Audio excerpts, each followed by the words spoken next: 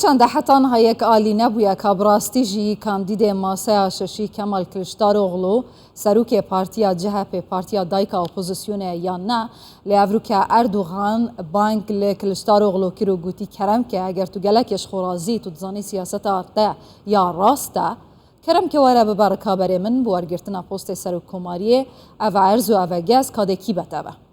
دکوان داراد واستمو بگشتی لسرکشین ترکیه براستیجی زیادتر جه 85 میلیون گل ترکیه به ملت و آیین جدا و که دخوازن و چه دخوازن جه پروفیسور متکان کاینار شروعکار سیاسی جه انقره دپرسم هجای متگلک بخیرهاتی کردستان 24 شرع اپوزیسیونه و دست حالاتی علی سر کرسی سر کمار لیلگوری همو آنکتان خویا دبکو اپوزیسیون دبراوی یکم بیت هرچی نبیت لپارلمان ترکیه بزانم همان شانس بوارگرتنا پست سر کمار یجی ده هبیتن یا نه برای هوا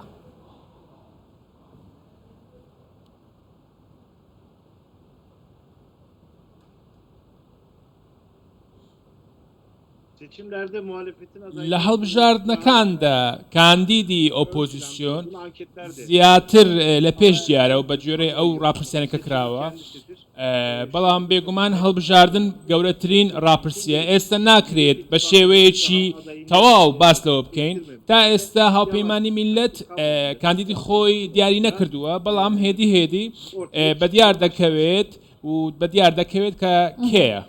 85 میلیون ملت دناوا ترکیه دا دجین جنتوین جدا جئولین جدا آنها بپرانی جه سیاست دست حالات رازینه یانجی او اپوزیسیون جه بحث کرد هرچی قصوی جی بیجم سیاست که زلال یا اپوزیسیون نینه بو دهاتویا ترکیه اگر او دست حالات بن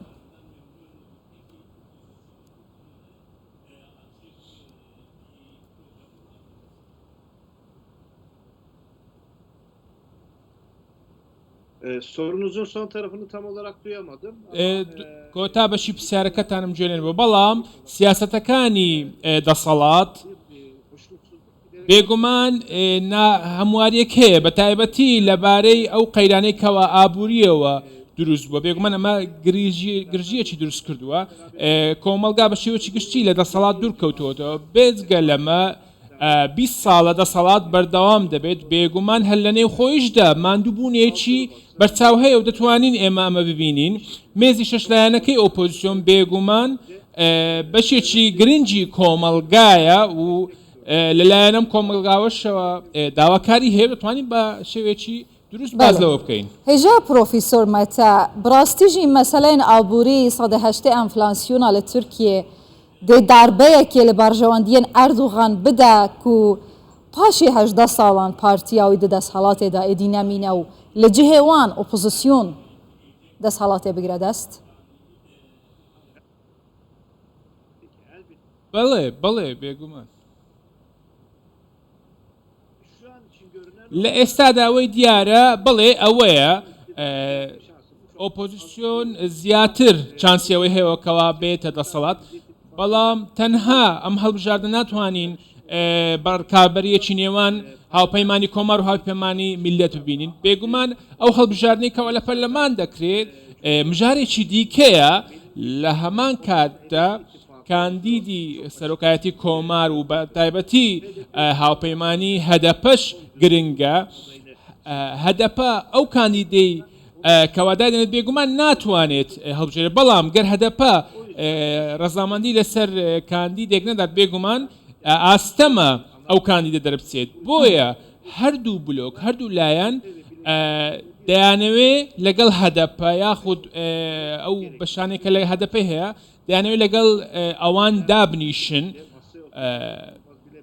بێگومان نازانین لەگەڵ هەدەپە دادنیشن یاخودنا بەڵام بێگومان بە شێوەیەکی ڕاست دەمانوێت دەتانم بڵێم کەوا ناکرێت کاندیدی هیچ لایەنێک بەبێ هەدەپە هەڵبژاردنەکە بباتەوە باشە دەنگێن کوردان دناوا vê hevkêşeyê li ku derê dimînin bandora wan heta çendê ye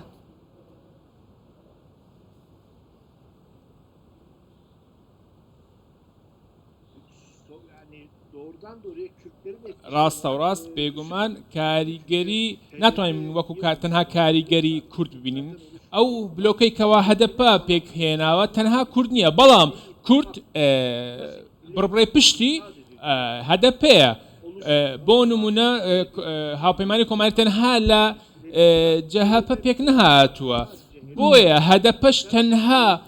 لە کورد پێک نەهاتووە و هەندێک پارتی سۆسیالیستی دیکەش هەر لە ناو هەدەپەدا دیارە وەکو پێشتر باسم لەوە کرد لە ڕاستیدا هەڵبژاردننی سەرۆکایەتی کۆمار خاڵی دیاریکەرەوە ئەو کوالیسیۆنەیە کە هەدەپە پێچی هیناوە لەگەر لایەنە چەپڕەوەکان بێ هاتنە سەردەسەڵاتێ یا ینی ئۆپۆزیسیۆن دەسەڵاتێ بگریدە دەست ji bo pêdana mafên Kurdan mafên bingehîn mesela çand û ziman û huner û netewe hûn çavarê guhertinekê di destûrê Tirkiyeyê bingehîn datken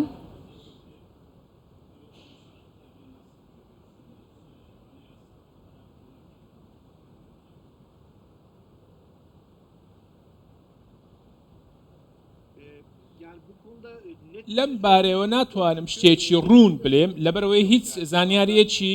باوەڕپێکرا لە دەستماندا نییە قسەی بەناوبانگ هەیە ناتکرێت پیاز بۆ ئەو گۆشتە ببڕێت کە گۆشتەکە لە قەسابە بۆیە گەر کلشتەرەوڵ ببێ بە سەرۆک کۆمار لە سەرانسەری کۆمەلگاکادا چۆن هەڵسوکەوت دەکات و